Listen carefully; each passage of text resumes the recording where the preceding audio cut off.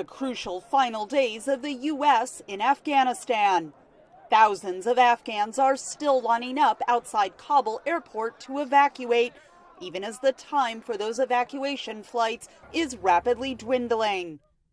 The White House is saying the U.S. is ready to stay if necessary. The president was briefed this morning on contingency plans and continues to have optionality should he decide to change plans, even as we are on track to complete our mission by August 31st. And while the U.S. has not recognized the Taliban as the official government of Afghanistan, the U.S. State Department said Wednesday it would hold the Taliban responsible for the well-being of Afghans. I will use every diplomatic, economic, political, and assistance tool at my disposal, working closely with allies and partners to do everything possible to uphold their basic rights.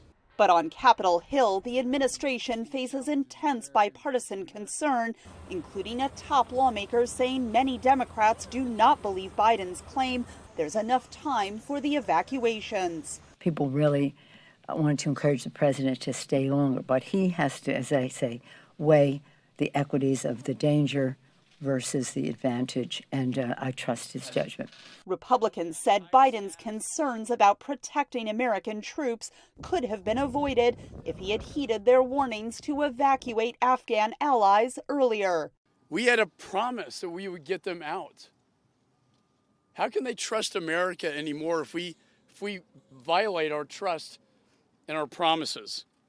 But it's also a national security threat to abandon our partners.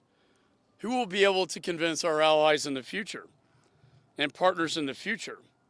Will they be able to trust the United States of America? The Taliban reportedly are blocking Afghans with special immigrant visas from reaching Kabul airport, a challenge the Pentagon said U.S. military on the ground was addressing. We have shared what the proper credentials are, and by and large, not saying it's been perfect, but by and large, the people that we have made clear to the Taliban that we want to have access through the checkpoints have been able to get through, by and large. The Pentagon has not yet said when it would begin drawing down U.S. troops and equipment from Kabul airport, leading U.S. lawmakers to warn evacuation flights could cease in just 2 days.